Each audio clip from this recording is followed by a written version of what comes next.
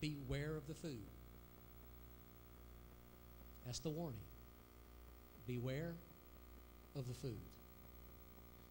So, there's a term that you're going to see and you need to get to know. Whether I'm pronouncing it right or not, then you'll have to correct me later on. It's called Halal. Halal. Foods are foods that are allowed under Islamic dietary guidelines. According to these guidelines, gathered from the Quran, Muslim followers can only eat certain type of foods, killed a certain way. Animals have to be slaughtered a certain way, cutting the throat, stopping the air, going straight to the brains. It kills them right away. There are certain things that they can't eat. Muslims are taught through the Quran that animals should be treated with respect and cared for. So in preparation for their food, it has to be prepared a certain way. Put up image 13 if you would.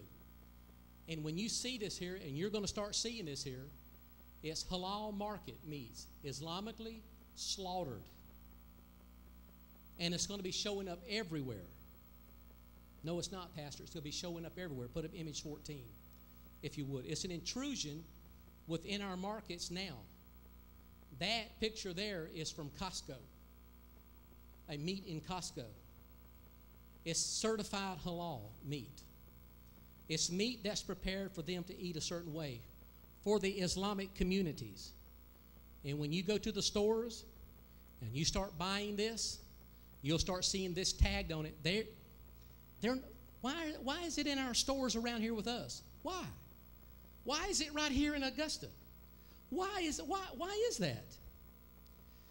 Before you can have a religious group come in and set up, you got to have mosques, you got to have schools, you got to have food, you got to have the infrastructure set up for when they come in.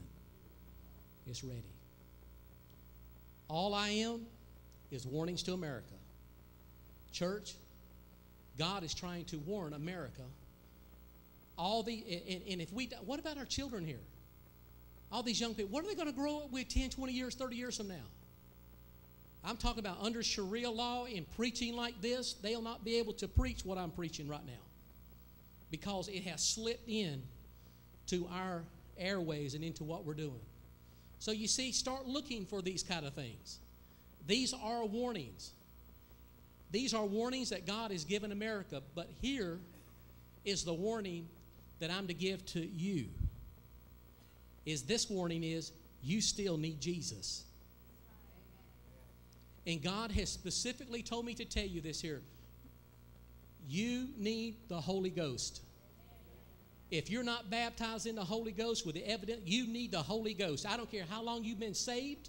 I don't care how long you sat in here. You don't believe it's for everybody. You need the Holy Ghost. Because that is what's going to give you power to overcome that. And He told us not to go preach nowhere until we stopped to a place that we can receive the endowment on high and now go minister. So this is what needs to happen. So just as these people here, once you go, Karen, once you get Sister Shaffer, Sister, once you come play something for me here. I'm wrapping this thing up. I can't do it without doing it like this here. 9/11 was an awful time. 3,000 people lost their lives. They're set on killing us too. And you're sitting here today, and I don't know how you are with the Lord. And I don't know what I would have done in this day here being trapped up above the flames of the things that was taking place that day. Maybe if you had been there, maybe you would have turned to the Lord. Or maybe you would not have. Maybe as you look at the warnings today is that I'm here to tell you, listen here, your life, I don't know how short life you got left. There's people who die your age all the time. And mine. So let's look at this here. I want to give you a clip by the man by the name of Pitt.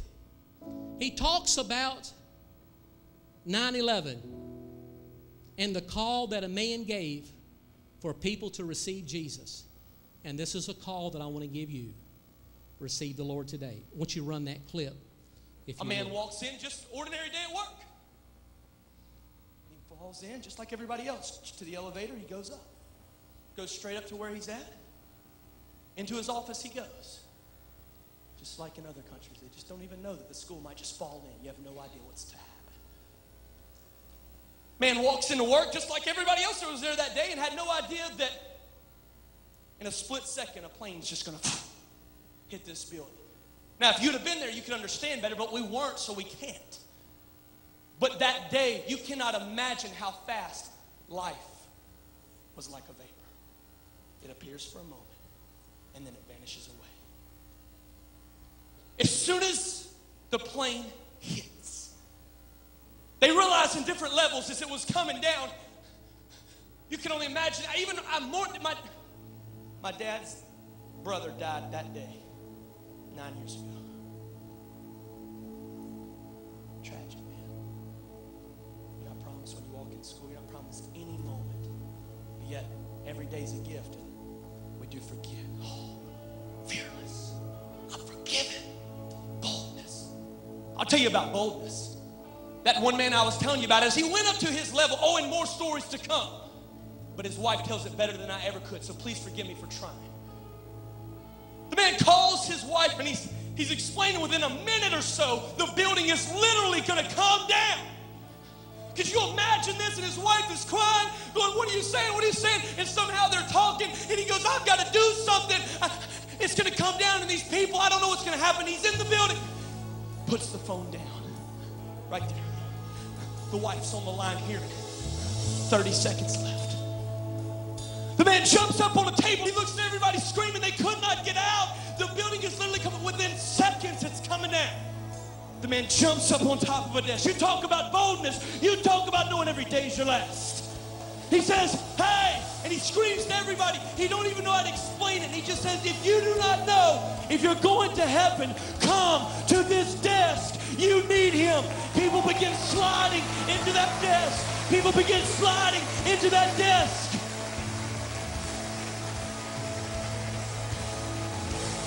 Boldness. You know it's about that. Won't you stand with me? Wow. What a story. Above the burning building.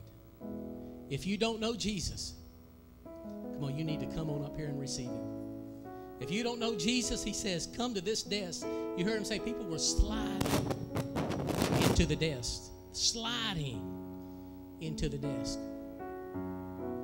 It may seem like we're in a world that everything's okay right now. You may think everything's all right now. I don't know how your life is. I don't know where you're at, but here's what I'm going to tell you. The world's burning. It's getting ready to collapse.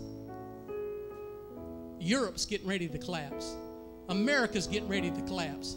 Mock me if you want. Laugh at me if you want. Here's the message. You don't know Jesus. Won't you come? Here's your call today. If you don't know Jesus, come. I want to lead you to the Lord. Every head bowed.